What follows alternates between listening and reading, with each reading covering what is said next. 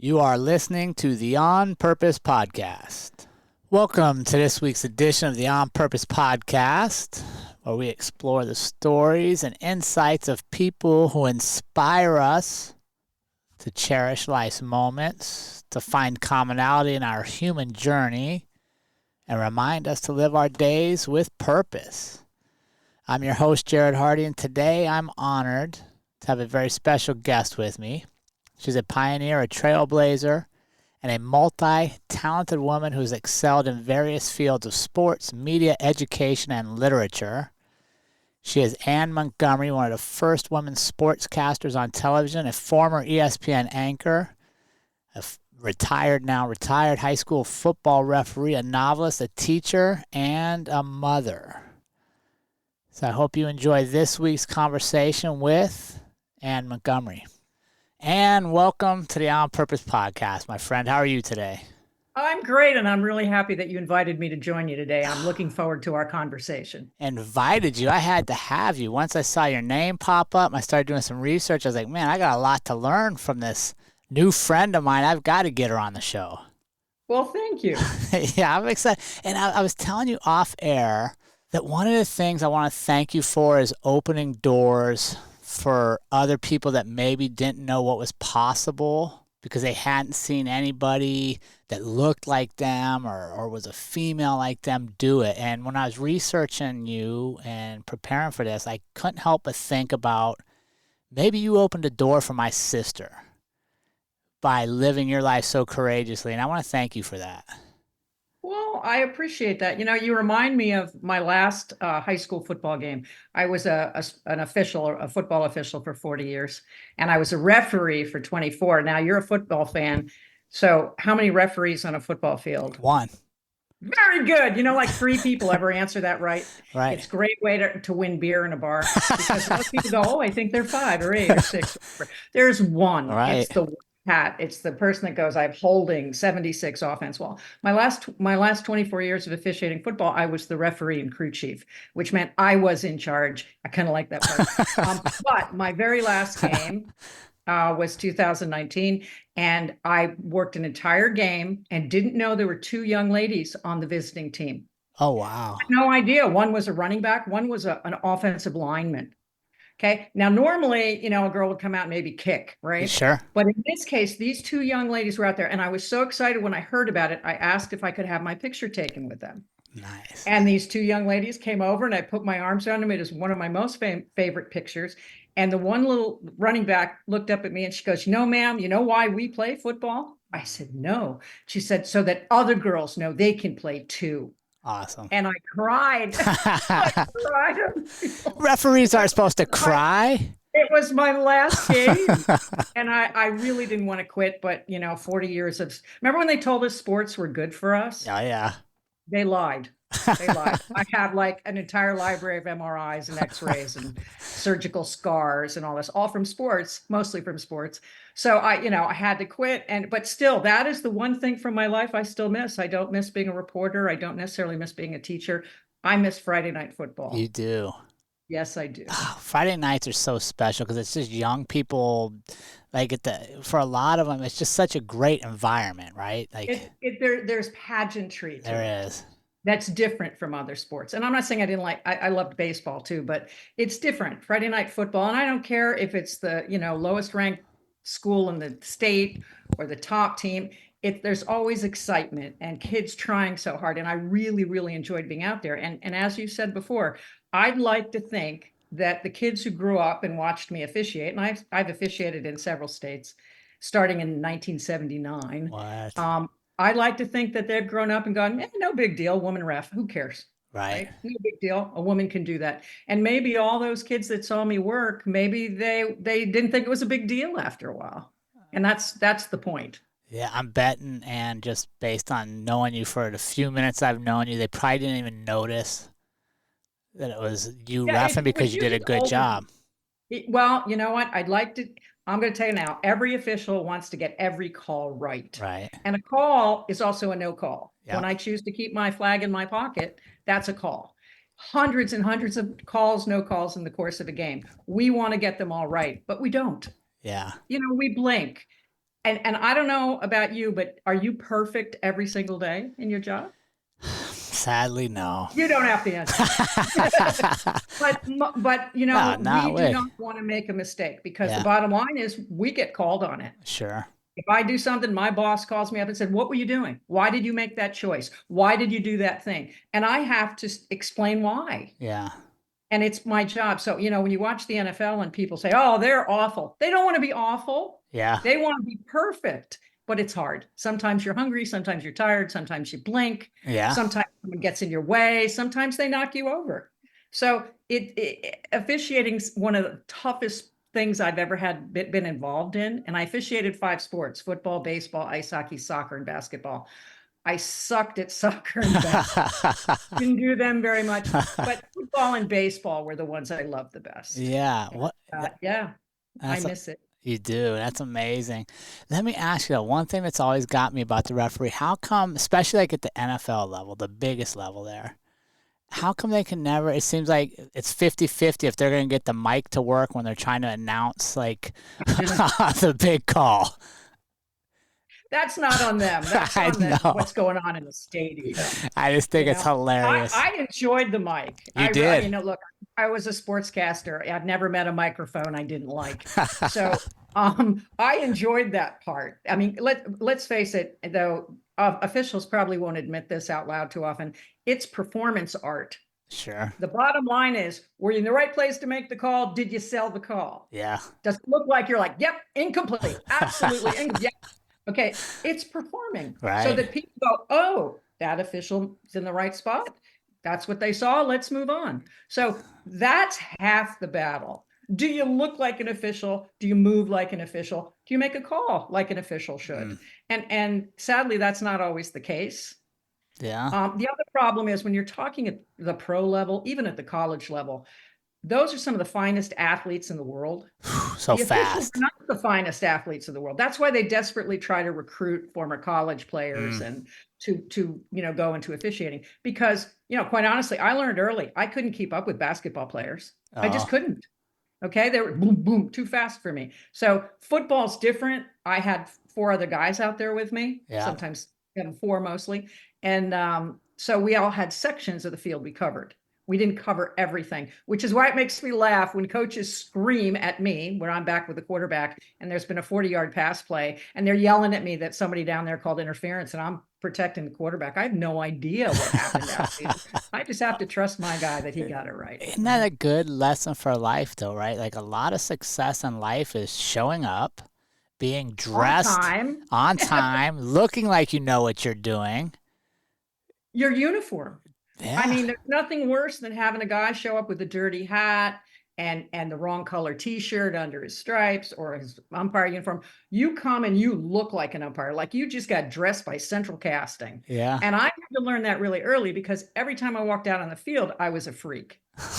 Okay. I had a ponytail Sure. back in the olden days, Yeah. and they actually told me to cut it off.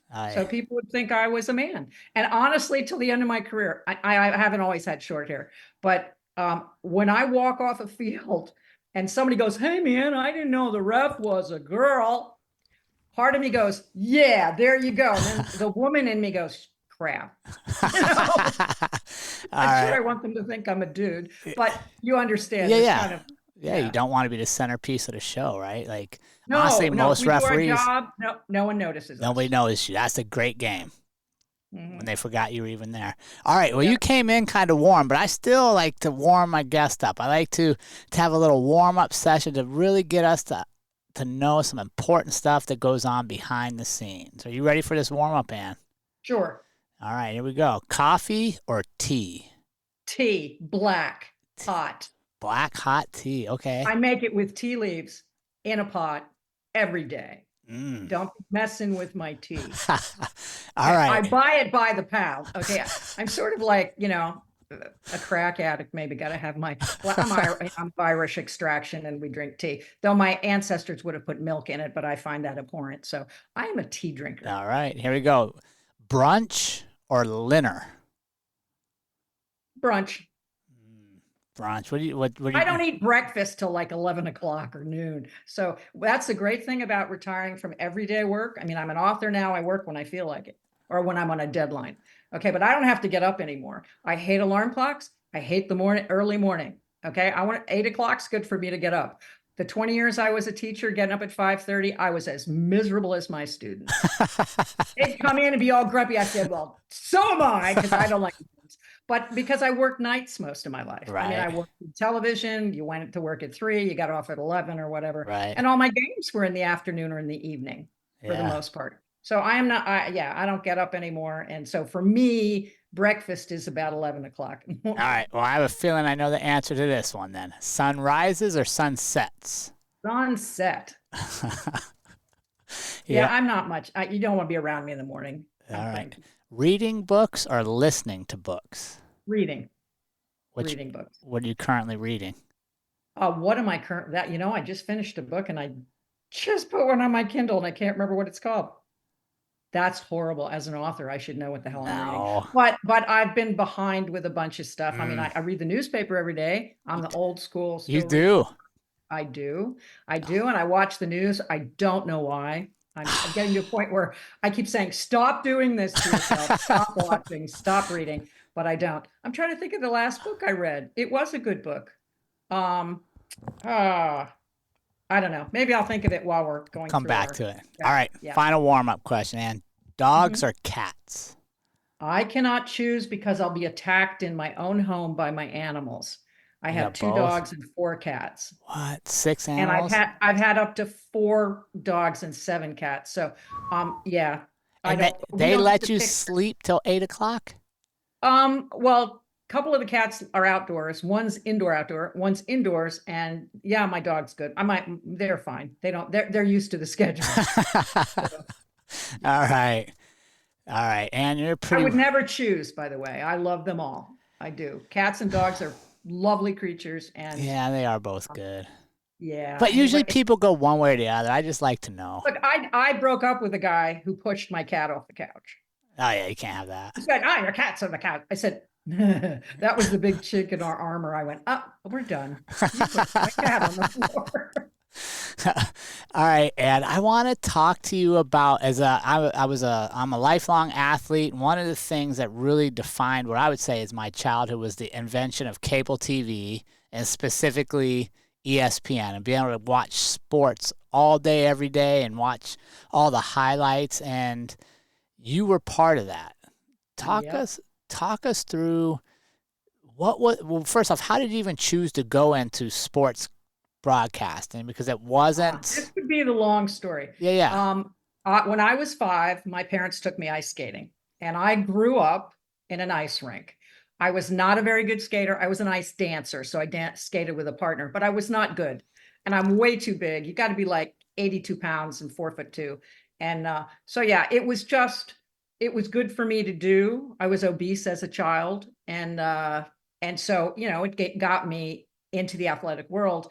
And at the same time, it made me look at the Olympics and go, I won an Olympic gold medal, which was not the least bit realistic. But, when you're a kid, you think you're going to be a pro, right? Sure. Everybody's going to play in the major leagues. Everybody's going to be in the NFL. So I grew up loving ice skating, and I grew up loving hockey. Today, I would be a hockey player. But back then, they didn't let me do that because I'm a girl, and then girls didn't play hockey in those days. So I grew up in that world. When I was in high school, I was involved in something called the broadcast crew.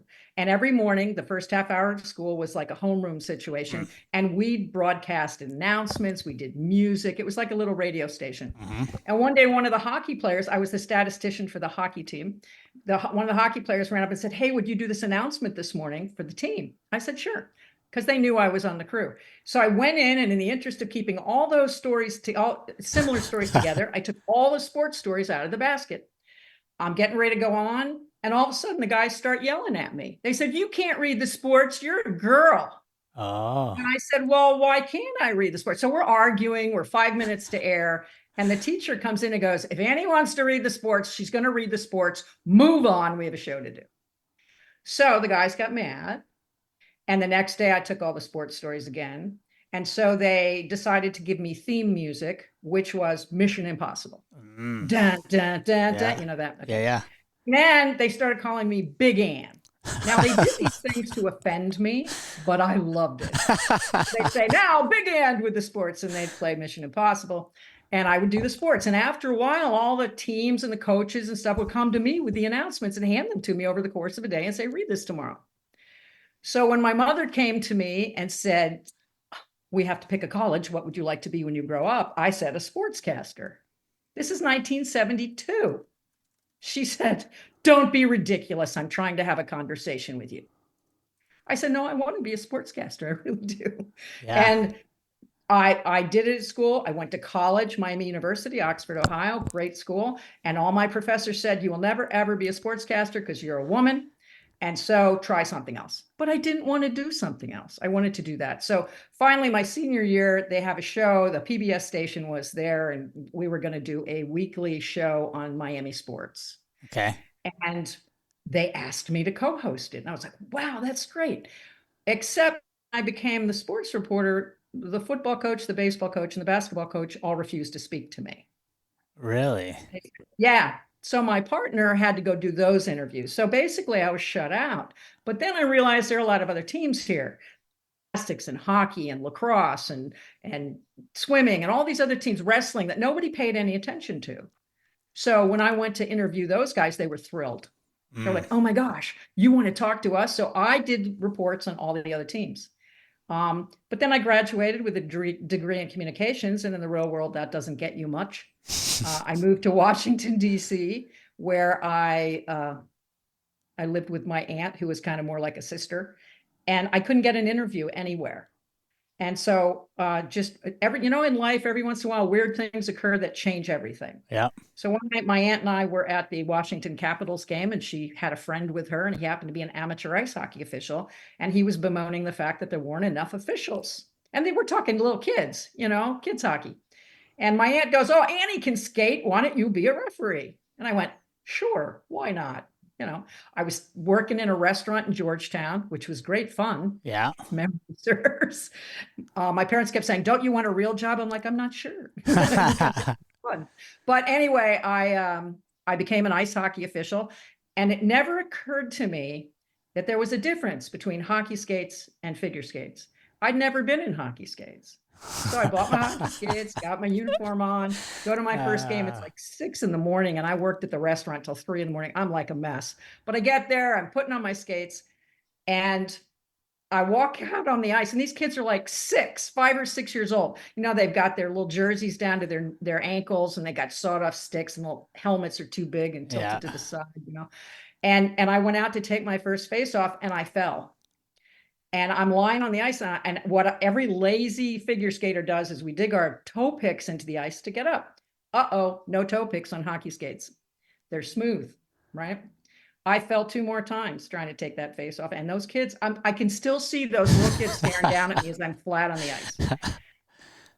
Finally, I got up, did the game, don't remember much about it until I drove home. As I was driving home, I had an epiphany. I said, I never got to play football, baseball, ice hockey, soccer, basketball. I don't know enough about those sports to be a good broadcaster. So I decided on that drive home that I was going to spend 5 years officiating those sports and becoming certified in each one of those sports at the amateur level. I love it. And that's what I did. And I believe some forward-thinking news director somewhere would hire me because of that. And that is exactly what happened. I love it. Let me stop real quick and ask a follow-up question here. Have you always lived life just saying yes and figuring out details afterwards? Because I love the fact that you said, yes, I'll be a hockey official, with no idea, like the skates were different. Well, I knew hockey. I mean, I knew the sport because I grew up in an arena. Sure. So either the figure skaters were out or the hockey players were out. Right. We all knew each other and hung out. I think I was in a situation where here I was, I'd been working in a bar for a year. My parents actually held an intervention. They came down, took me to lunch and said, my mother's kind of a snot. She's 99. Okay. And she's a scary woman. She was a reporter in the 1940s. Oh, wow. She was the only mother in the neighborhood with a college degree. Okay. So my mother was different. And the fact that she didn't understand that I wanted to be a sportscaster confused me because she'd been a reporter and dealt with the same kind of rejection. But she doesn't like the sports aspect of it. If I'd wanted to be Jane Pauley, she'd have been thrilled. Sure. But to her, sports are good for your physical well-being, but she was never rooted for a team, Yeah. except Penn State where she went. But anyway, so they were very disappointed in me. And they would say, what are we going to tell our friends? We sent you to college for this. You're an embarrassment. And that's kind of how they treated it. Sure. Obviously, my mother. So it was hard. I mean, I didn't know how to get into television. And then I became an official. I got notoriety for that. I was written up in the Washington Post and various newspapers. And another one of those weird things happened. I worked in a bar where all famous people hung out. In Like Georgetown? Arnold Schwarzenegger would come in Georgetown. It was great. All the athletes would come Yeah. in, the actors. Arnold Schwarzenegger would walk in. Maria Shriver shucked oysters there. I mean, it was a crazy place. And it was the 80s. You're probably too young to remember the 80s. No, we may have crossed paths because I was playing sports in the Washington, D.C. area. Well, it was called the Foundry, and it was on the C&O Canal, and it was the place to be. But what happened is there was a couple that worked, I think, at NBC, and she was a producer. He was an editor. She was a producer, whatever. And they were doing an hour TV show called Long Shots. And it was about people who were doing one thing, but wanted to be something else. So they had a guy who was a truck driver who wanted to be a country Western singer. They had a woman who wanted to be a boxer. Women didn't box back then. Yeah. And they came up to me one night. I waited on them all the time. And they said, hey, we want you to be in our show. I said, what do you mean? They said, you're a waitress. You want to be a sportscaster. I said, sure. And they followed me to a baseball game, a hockey game. I used to work with Central Casting to do commercials and stuff. So they set up a modeling shoot. I didn't do that kind of modeling. I did they would put me in the hard hat and the tool belt. I was that kind of model. So they put me on their set and let me do a sports cast. And so I had a 12-minute video showing my life. Mm. Without that, I probably never would have gotten a job because back then there was no internet. Right. You answered ads in the back of Broadcasting Magazine. And often you had no idea where your applications were going because it would say sportscaster, sports reporter wanted, apply to box 37, right? And you'd send your stuff.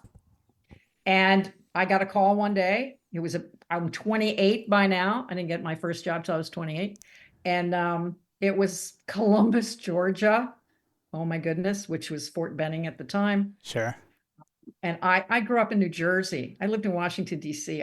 And when I went to Georgia, I didn't understand any of it. I felt like Scotty beamed me like Sure. 40 years earlier. But anyway, they hired me to be their sports director, which meant I anchored the 6 and 11 o'clock news. The bad thing for me was all these years I'd been officiating. I worked in the restaurant to pay my bills. I knew nothing about being on television, certainly not live TV. Sure. And I got there on a Sunday night and they said, you're going on Wednesday. And it was horrible. It was horrible because I didn't understand how a newsroom worked.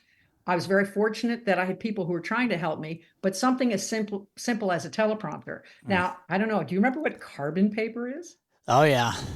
Okay. So what we had, because no computers yet, is we had this sheet of paper. There were 6 sheets of paper with carbon paper in it. And there was a line directly down the middle of it. Nobody told me that line was an important thing. So I wrote everything I was going to say on the air, just like I'd type on a regular piece of paper. And then someone collected those from me and took them away. They were then divided into 6 sets. One went to the director, one to the producer, one to the other anchor. I was supposed to have a physical copy in my hand, but I didn't know that. So I never picked it up. And one was supposed to go to the teleprompter. I get on there. They're like, oh, so nice to have you, first woman sportscaster in Columbus, Georgia. I looked at the teleprompter. Every one of my scripts was cut in half. There was not one single full sentence. Again, I didn't have a copy in my hand. Sure. So it was like a car wreck. I don't remember those 3 minutes very well. But my mother's best friend happened to be in Atlanta at the time, and she saw me. And she called my mother and said, oh my God, I just saw Ann on TV and she's awful. My mother wouldn't see me on TV for several years. She was like, no. So yeah, it was baptism by fire, as it were. Yeah, no doubt. That I love though that you just do things, right? You don't overthink it. You don't make it super complicated and spend a ton of time wondering what could go wrong. You get out there and you act. Well, when I was young, I got told no a lot. Not only was I obese, but I was dyslexic, something I didn't Mm, find out till I was in my 50s. And so I come from a family of smart people who read two newspapers a day. My brother and sister were always buried in books. I hated to read. Today they'd say, "Oh, maybe she has a reading disability," sure. but they didn't do that back then. So I got kind of told no a lot, Yeah. and it just perfect example. When I was getting ready to go off to college, I was packing in my room, and my brother, who was 2 years older than me, had been in college for 2 years, and he leaned against the door jamb and he said, "You're too stupid to be in college." Mm, He said, "I bet you flunk out by Christmas. I bet you $20." And I would have rather been hit by a truck and killed than flunk out of college at that point, sure. because I wasn't going to let him win. And you may think I'm terrible for this, but I have more degrees than my brother does today. I'm like, here's my wall. Where's yours? Did he ever pay you $20? I don't think he did. No. Ah, we'll have to call him up on But it. I He owes remember 20. that. So what I've learned is that, for me at least, when you tell me no, Mm. that's a gift, because I'm going to prove you wrong. Let me ask you that. Let's, because our community, we're blessed to serve a very diverse community around the world, age differences. Let me ask you something. Tell me a little more about that, about taking negative feedback or somebody that says you can't do something and channeling it to be like a fire, to push you. How do you do that? How did you? I am not sure. All I know is that I was told I couldn't be a sportscaster. I was told I couldn't be a referee or an umpire or an official. Right. I was always told, "No, you don't fit there. That won't work." And no, honestly, when I'm a weird person in my family. They're all tone deaf, but I can sing. And so they didn't understand me very well. And I got to lead in a local production as a Sure. 15-year-old. And I came home and my mother said, "You call that director and you quit." I said, "Why?" She said, "Well, you don't know how to be a lead in a play, and I don't want you to embarrass us in front of the town." Yeah. I said no. I said no to my mother at 15. And I'm surprised she didn't, make me quit. She didn't make me quit. And it turns out I did a really good job. Yeah. And I'll never forget my mother standing in the back of the dressing room as everybody's congratulating everybody. And she was looking at me like she had no idea who I was. None. And so maybe that's where the no started. No, you can't do that thing. Yeah. No, you might embarrass yourself. Have I embarrassed myself? Yes, many times. But the bottom line, it's why it's the same reason we want people to play sports.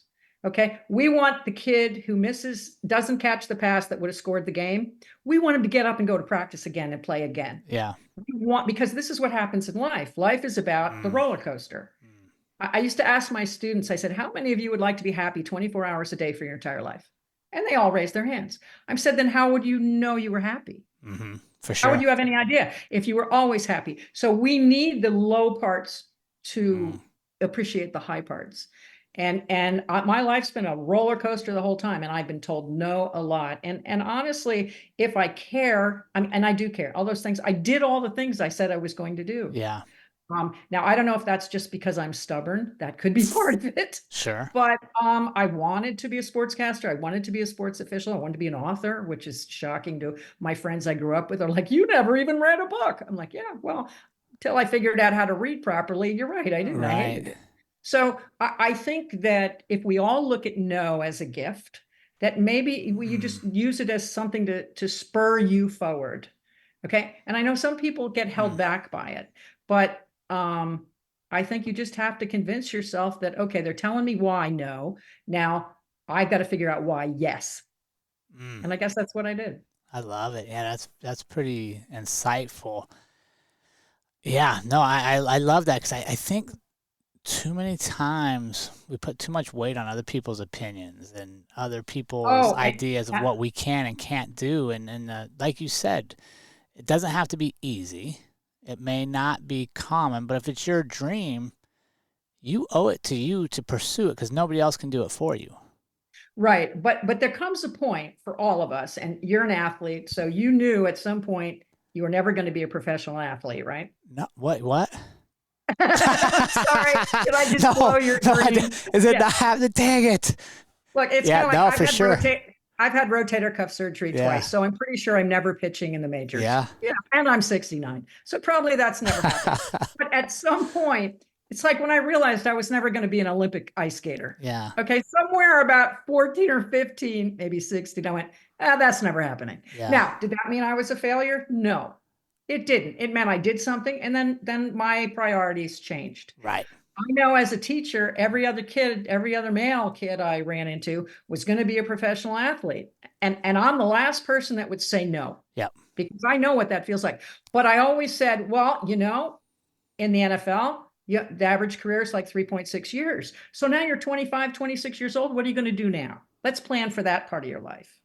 And you want to stay in sports, you could be an agent, you could be a trainer, you could be a coach, you could be a broadcaster, stay in the game that way. So I never told them they could no, but I told them we need a plan B here because you're going to have a long life and let's plan for after that. Because, they all want to be, or they want to be YouTube influencers. Yeah. I'm like, I don't even know what to do with that. So. Yeah. All right. Talk to me. You made it to, I maybe I'm wrong here, but in my view, the pinnacle of sports reporting, at least in my generation, would be SportsCenter. Mm-hmm. It'd be ESPN. Like, you made it there. So you found success in that world. I don't know if it was success. I think you wouldn't say that. And it was my least favorite station of the 5. Really? Oh my God, yes. Because they hired women because the law said they had to. There were hardly any women there. I mean, before me, there were a couple of women who anchored SportsCenter. None of them stuck around. We weren't treated very nicely. So you were before, I want to try, I should have looked up her name to make sure I got it right. Robin Roberts, I think. Robin and I got hired the same week. Okay. And then there was Gail Gardner. Gail Gardner. Yeah. There was another woman. Susie. The guys, her name was Carrie something. And then there was maybe 3 women before me. Okay. I think Carolyn Burnson, very good, but they didn't even put her on the air when I was there. It was like they didn't really want us around, but they had to because you can't have 500 men working and no women. So, but I'll give you an example of the kind of stuff they did. When you do SportsCenter, if you're lucky, you get to see all the highlights before you go on. But sometimes that doesn't happen if it's a late game. So there was a late game. I'm live on the set, and a production assistant. And production assistants are like 21, just out of college. No, nothing. And they watch games, chart highlights, write a script, and get them to the anchors on time. While we're on the air. This kid comes sliding in the studio, throws me the highlights. Camera light comes on, and I'm taking the fans we're at Wrigley Field, okay, where a fan gets hit by a foul tip in the front row. That's what the script said. I said that, knew it was wrong. I knew it was a mistake, but I couldn't fix it. So went through the rest of the highlights, went through the rest of the show. And at the end of SportsCenter, there's always what they call a post-mortem. And that's where everybody involved in the show goes to a conference room. We all sit at a big giant table and we discuss what went well, what went poorly, and what can we fix, right? Everybody made their comments, and I raised my hand and I pointed at Rich, who I think that's what his name was, the production assistant. I said, Rich, we need to fix something. I said, that first play. And he goes, yeah, the one where the guy gets hit with a foul ball and foul tip in the front row. I went, yeah, that's wrong. He goes, no, it's not. I said, yes, it is, because a foul ball goes into dead ball territory. A foul tip does not. Okay. So he goes, there's no difference. I said, yes, there is. And he goes, and why do you care? I said, because I'm an umpire. Okay. And a foul ball is going out of play. That means you're stealing home. I've got to send you back to third base, right? Because it's a dead ball. But a foul tip, when the umpire does that, right? And it's the ball that goes from the bat to the catcher's glove and is caught legally. It's a strike, but it's a live ball. It's live. So the guy in the front row could not have been hit with a foul tip, right? And so Rich looks at me and he goes, you're just nothing but a picky bitch. Oh, what? And I said, no, I'm an umpire. And there's some people that know I'm an umpire, and I don't like to make those kinds of mistakes. Sure. Well, he stormed out, and usually everybody talks at the table. Nobody said a word. No one defended me. It was like they didn't know that was a rule. They didn't know the foul tip and foul ball were two different things. At ESPN, really? Yeah. So the worst part was the next day I got called into my boss's office, who ordered me to apologize to Rich because I hurt his feelings. Crazy. I'm like, really? I have another one. You want another one? Oh, yeah. Although I loved SportsCenter, so now I'm questioning it. before the internet, like today, if I have I want to know something about anybody, I just Google it, right? Right. I look up information. We didn't have that, but we had a guy named Howie, right? Howie, I didn't even know who this guy was. He just wandered around the newsroom all the time.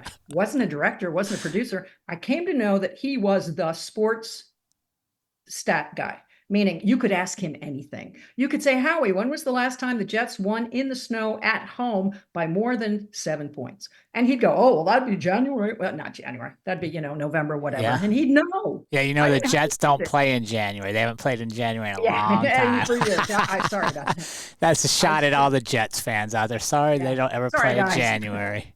Yeah, I should have said something. Anyway, so he gave everybody information. Now, I'm sure he had a book, a room full of books, and could get the information for you quickly. So he's walking by my desk, and it's almost showtime, and I went, "Oh, Howie, I need this piece of information." He looked at me. He gave me the information. I thanked him. He walked away. Next day, I get called into my boss's office. He said, "Why did you say that on the air?" I said, "Say what?" And he said the information that Howie gave me. And I didn't want to throw Howie under the bus because I thought maybe he just made a mistake, right? And then I turn around and Howie's in the doorway. He goes, "I didn't tell her anything." Oh, what? So now I can't use the stat guy like everybody else can because he didn't think I belonged there. So it is that kind of thing that made it not fun. Sure. How long did you stay at ESPN? I had a 2-year contract. Okay. And then you were ready to go? Well, no, not ready to go necessarily, but I was pushing for, target audience in sports broadcasting is 18 to 34-year-old males. Okay. Once you're 35, they're not looking at you anymore if you're a girl. So yeah, I suddenly had a real hard time because I was pushing 40. How did you handle that, right? Like, so here you Oh are. my gosh, I was a mess. They didn't renew my contract. I was married to a chef at the time, and our marriage was falling apart. So there was that, and I had nowhere to go. And so a friend said, "Come back to Phoenix," because I'd worked here before I went to ESPN, and I came back here, and I had no money. I had 2 dogs and 4 cats living in my friend's condo, and I went to see my old boss at Channel 10 where I worked here, and he goes, "Give me 3 or 4 months. I'm going to have a job for you." And I went, "Great." So I just partied and had a good time. And then one morning I opened the newspaper and he had been fired, my old boss, and they didn't hire me. And so I spent quite a bit of time feeling sorry for me. It was ridiculous. If I couldn't be on TV, I didn't want to see anybody I know. I'm probably pretty sure I was depressed. And I was horrified. I couldn't get a job doing anything. I actually went to a sports bar because I worked in a bar for 5 years. Yeah. And brand new sports bar. Beautiful. I went in, they needed a bartender. And I said, "Hey," I went to the manager. I said, "I can entertain your clients, your patrons, whether they're sober or not. I can talk sports with them endlessly." And that guy sat back and he looked me up and down like I was a piece of meat and said, "I don't think so." And I realized he wanted someone in a short skirt and a push-up bra. Sure. And that was 24 and not 38. So I did have one last gig in TV. I worked for the Phoenix Suns, which was great fun. I was their studio host for 2 years. And that was in the Charles Barkley days and all that. So it was a lot of fun, but that was part-time. Yeah. That was, just during the NBA season. And then after that, I never got a job in TV again. And the only skills I had that anybody would pay for was officiating. So I went from ESPN to officiating Pop Warner football and Little League baseball. I didn't want to see anybody I knew. I felt so sorry for me, oh, what am I going to tell them? What am I going to say when they ask me, "What are you doing now?" Yeah. And then I was in the grocery store one day and some guy walked up to me. He goes, "Didn't you used to be somebody?" Ooh. And I was like, I just wanted to leave. Yeah. But here's the really stupid thing. Not stupid, the good thing. I went to work a game one day with an umpire I didn't know. And that happened all the time. They paired you up with other people. And this man turned out to be a Vietnam veteran, hero, special forces, limped profoundly, had Agent Orange poisoning, PTSD. He and I became baseball partners for 5 years. He was my best friend. Yeah. and Mormon man with 8 kids. I mean, we couldn't have been more different. If you ever see amateur officials, we get to the game an hour early, we hang out in the parking lot, we change out of the trunks of our cars, Yeah. double header, so we spent a lot of time together. And I would complain. Oh, my husband's an alcoholic. I'm getting divorced. I can't get a job. Poor me, right? Yeah. Now here's a guy who went through hell in Vietnam and never complained, told me all these war stories, which were horrendous, told me how much he admired the Vietnamese people. He was just a charming man who had hands the size of hands. He was a great big guy.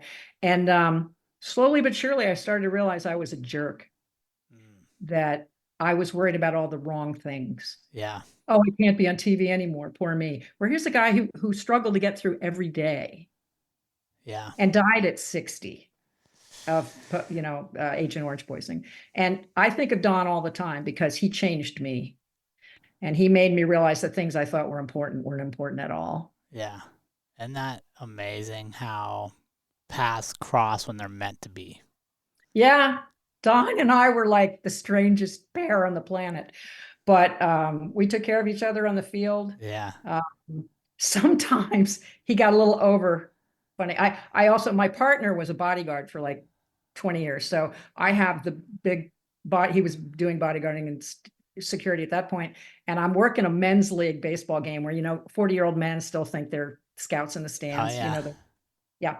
And I made some kind of call. Coach goes crazy, runs out on the field. He's nose to nose with me. He's like spitting on me, because he's screaming. And all of a sudden I see Don coming in from the outfield with his bad face on, his fists like this. I'm like, oh my God, he's going to kill the coach. And I turn around, my boyfriend has got his fingers like this in the screen because he thinks the coach is going to attack me. Yeah. And I'm like, oh crap, it's my job to protect me out here, not theirs. And I'm like, no, coach, you got to back away. And I'm like, Don, stop. Ryan, no, go over there. And I'm like, coach, you got to get off the field now. All I could see was blood on the infield. Yeah. And it's funny because the coach kept screaming and then something made him stop. And he looked at Don and he looked at Ryan and turned around and went right back to the dugout. And I went, really, I can take care of myself, guys. Okay. It's all right. But yeah, I miss Don. And he made me understand that me worrying about not being on TV anymore was ridiculous. Which leads you then in a roundabout way to going back to teaching. Oh, I'd never been a teacher before. Okay. And I didn't want to do it. I didn't. And all these people said, well, you've been an official, you've worked with kids all these years. Why don't you be a teacher? And I kept saying no. And finally at 42, I went back to college and I got my teaching cert and ultimately got my master's degree.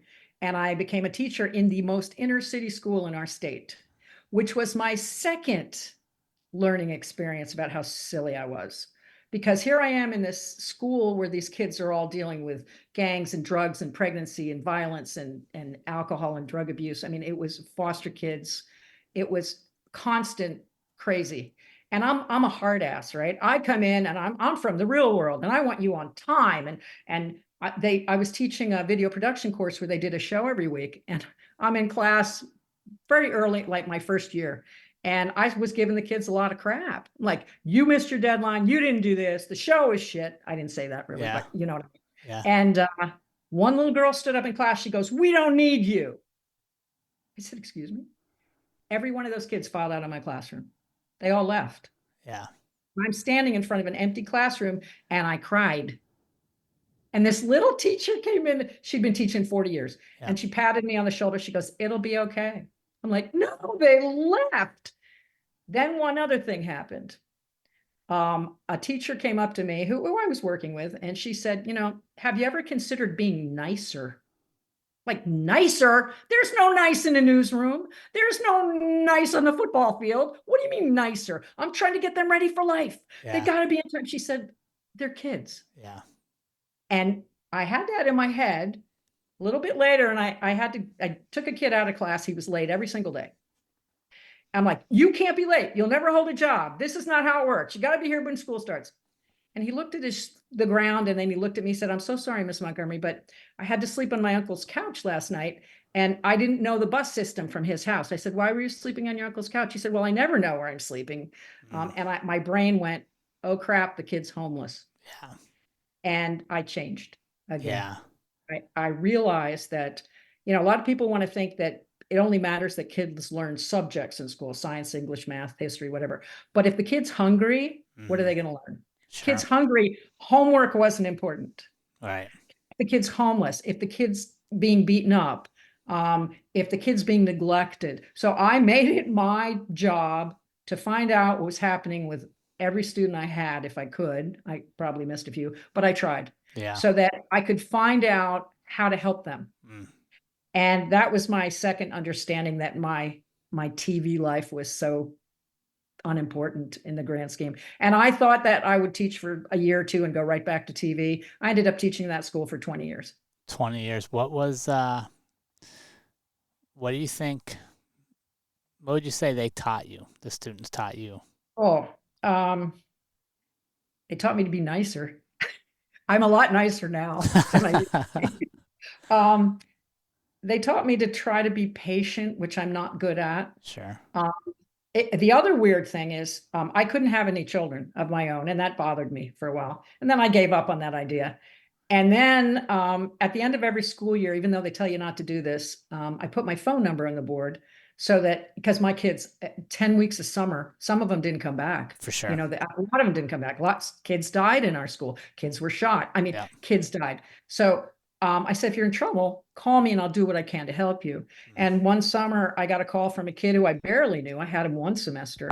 And long story short, he ended up in foster care. And he called me and said, Miss Montgomery, I'm hungry. I said, what do you mean you're hungry? He said, well, they lock up the food in the morning in the group home, and then they haven't gotten the paperwork at my new high school, so they won't feed me lunch. And I was so pissed. I was so glad there weren't other kids in my classroom at the time, because I'm swearing like a sailor up and down the hall. And the teacher who told me that I could be nicer came out and she said, oh, well, if you're so upset, why don't you call the foster care people and say he can live with you? I said, don't be ridiculous. I'm 55 years old. I've never been a mother. Right. And she said, well, then stop complaining. And I went, ah!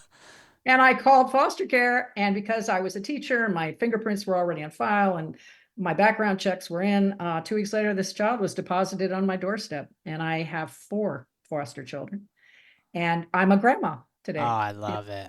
Yeah. So even though they're all grown up and they're all in their 20s, 2 were legal foster children. 2 were kids who one was homeless and Sure. one decided I was mom.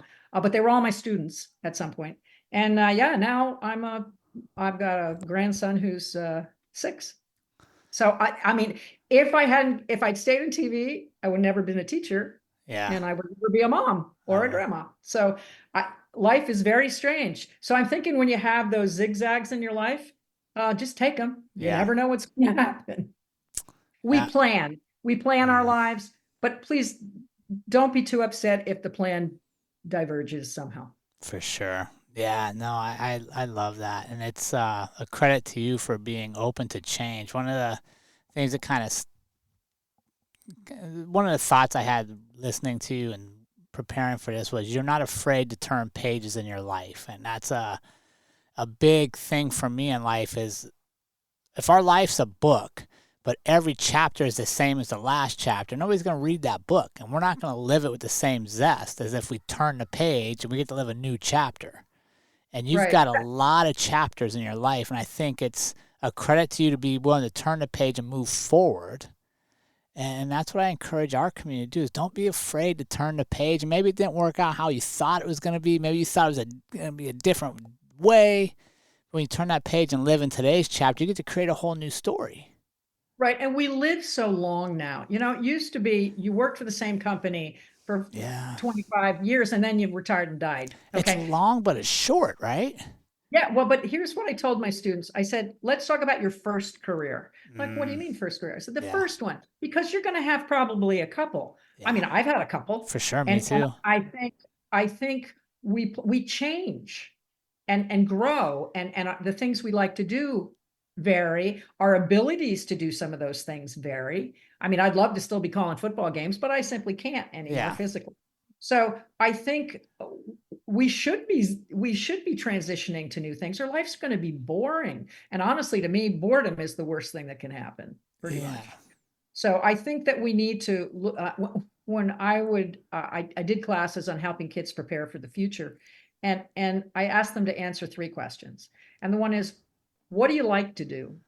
What are you good at? Mm-hmm. And what will someone pay you to do? Mm. And then when we could get through that conversation, I said, let's figure out how we're going to get you there.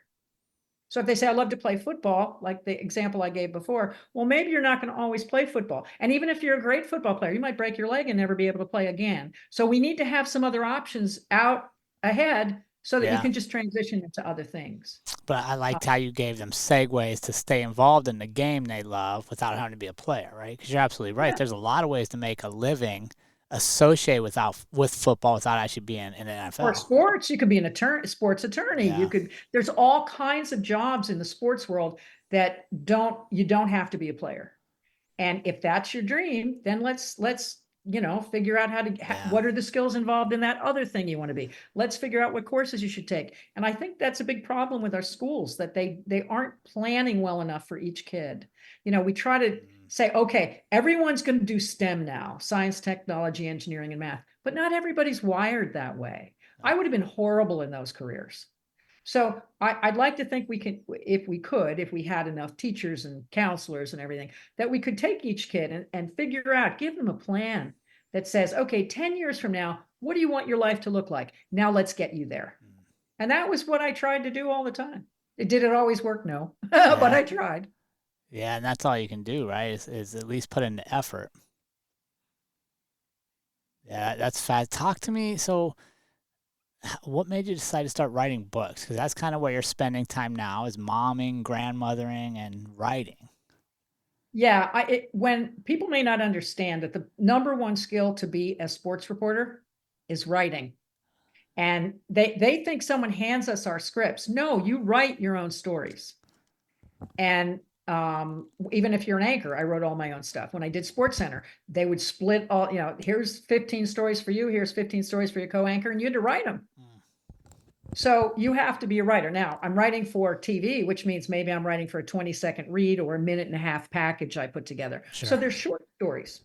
When I got out of TV, I became a print reporter. I worked for 3 newspapers and 3 magazines. So now I have a longer, a bigger space to fill. I can do 2,000 words, in a magazine article, or 500 or 600 in a newspaper. So my stories just got longer. The jump to novels, it's just a longer story. Yeah. So, and honestly, I didn't know I was a good writer. It never occurred to me until I got hired at ESPN. My boss met me and I said, I have to ask you, why did you hire me? He said, because you're a good writer. So I'm like, that's something no one had ever said to me in my life. So maybe if he hadn't done that, I wouldn't have ended up writing books. Sure. But the ironic thing is I don't write about sports. Right. None of my books are sports books. I write about social issues and environmental problems and archaeological looting and post-traumatic stress and rape and domestic violence. Yeah. And mostly because these are the things my students suffered from, cults, kids in cults. And so I write about societal issues and in fictional form. Sure. So yeah, people are always surprised. Why don't you write sports? I don't want to. Yeah. Again, it's turning that page, right? You've done that for so much of your life. Right. What do you enjoy about writing? Like, what does that do for you? Oh, telling stories. When I'm not having a great day and I'm bored, I go write I blog every week. Okay. So I write an article every week. And as an author, I'm kind of required to do that by my publishers. And I'm supposed to write about writing, being an author, or my books. But I write about whatever I want because I was a reporter. Yeah. Right. So I write funny stories sometimes. I write, serious stories. I make myself write an article every week. And I enjoy that. And if I'm cranky or something, or not having a great day, it gets me out of that part of my day and puts me more focused on creating something. So I love to write. I love the research aspect of it. Most of the things I write require a great deal of research, especially when you write historical fiction. Sure. I have 2 of those. So I enjoy the research. I'm still a reporter in my head. Yeah. I question everything. And I suppose I'm grateful for that because I have endless curiosity. I want to know about things. And the internet, to me, I grew up without the internet. Yeah. that I can constantly find answers to things is fascinating. Now, do I find the right answers? I taught this. I taught how to prove something's true. Okay, this is important. Yeah. And so I work really hard to make sure I get everything correct, just like a reporter should be doing. Right. So yeah, I find writing exciting, and also when you do a book, I like to go out and meet people. So I wrote a book about, we have a wild horse problem here. We have too many wild horses and too many humans encroaching on their areas, and they're getting hit by cars and people are shooting them. And cattlemen don't like them because they're eating the forage that the cattle want. So I didn't know anything about cattle ranching. So I called up a cattle rancher and said, hey, I'm writing a book. And he said, come on out. And so I got to spend part of my day at the cattle ranch, and guy turned out to be a beekeeper. So I put a cattle rancher with a beekeeper in my book. Yeah. So I get to go out and interview people. And I like that. And you'd be surprised, almost no one says no. They're like, yeah, sure. come over. Yeah, come on over. Do you find similarities then? Because hearing you talk about researching your information for historical books is a lot like sports research and the statistics behind the It's game. the same. Because you have to get it right. Right. And I'll give you a perfect example. I have a book coming out in June called Your Forgotten Sons. And it's inspired by the true story of a man in the Graves Registration Service. Do you know what the Graves Registration Service is? I do not. Okay, you know how we watch movies and read books about World War II or Vietnam or whatever, and we can see planes falling from the sky and people shooting each other? Well, what happens the next day with all the dead guys? Yeah. We have a Graves Registration Service, and have since the Civil War, I think, probably even a Revolutionary War. Probably. Someone has to locate the bodies, identify the bodies, bury the bodies. Okay. That's why we have 80 American cemeteries all around the world, in Asia, in Europe, that were built by the Graves registration guys. So, but think about that. And the man that I wrote about, I had his letters. His family gave me his letters. He never came home. But I followed him from London to Normandy to the Battle of the Bulge. He was with Patton in Czechoslovakia. He was in Luxembourg. And so I followed him by the postmarks on his letters. And it was heartbreaking. Absolutely. Because think about what these guys liberated some of the concentration camps. Not liberated them, but went after they were liberated. Because someone has to pick up the bodies. And sometimes there's just a foot. How do you determine whose foot that is? And that's the kind of stuff they had to do. Think about how horrible that job is. And have you ever seen anybody even mention them in a movie or a book? No. One book called Crosses in the Wind that was written by a man who had been a captain in the Graves Registration Service in World War II. And he became a lieutenant colonel. And that's where I got a lot of the stories from. I'll give you one of them. 6 weeks after Normandy, they've still got, you know what a Higgins boat is? Nope. You know, the ones where they have like 80 guys, sure, yeah. And they drop it and all the guys run out, right? Yeah. And it was horrible. They were like made of plywood and they got hit all the time. So apparently one of the Higgins boats had been hit and flipped over just off the beach in Normandy, and there were still bodies under it. And so these guys in the Graves Registration Service had to strip down to their skivvies, go out in the Higgins boats, and go try to collect the pieces 6 weeks later. Think about this. No scuba tanks. No, I mean, they're in 8 feet of water, but they had to figure out how to do this and still come home relatively normal. And it was the most difficult book I've ever written. It really is. But I dedicated it to those who've served in the Graves Registration Service, because they never get any accolades ever. No. And if you could read the letters that Bud sent home, you could see him falling, you know, through what was and he had problems at home. Did you ever hear of an allotment Annie? Nope. Okay, there were women during World War II who married a whole bunch of soldiers at the same time. Oh gosh, just to get their allotments. Just to get their paycheck. Now, for them, it was $20 a week, but that's like $360 today. Yeah. It's a lot of money. And if the guy died, you got a $10,000 check from the government. So they caught one woman. They only caught one woman, I think. And she was married to 6 sailors at the same time. They only caught her because 2 of them were in Australia standing next to each other in a bar showing pictures of their wives. The same woman. So she was tried and put in prison for 18 months or something. But the military knew it was a problem because they actually made videos that the guys had to watch saying, you have to be careful because this is what some women will do. Some of these guys are naive kids from farm, Iowa. They didn't know. Right. So I am fairly certain that the man I wrote about was married to one of these women. And it was just horrible. And this book's coming out in June? It's coming out June 6th, the 80th anniversary of D-Day. Oh, fantastic. And it's been a pleasure having you on the show this week. I love your energy. I love your stories. Where can our audience follow you to stay engaged and become part of your community? Yeah, I have a website, AnnMontgomeryWriter.com, and it's Ann with an E. So it's AnnMontgomeryWriter.com. All my books are there, my blogs, podcasts, all kinds of things. And you write weekly blogs. Yes, I do. I love it. And thanks so much for joining us. It's been an honor to have you on the show. Well, thank you. I really appreciate you having me. And remember, team, life is far too short to live any other way than on purpose. We will see you all again next week.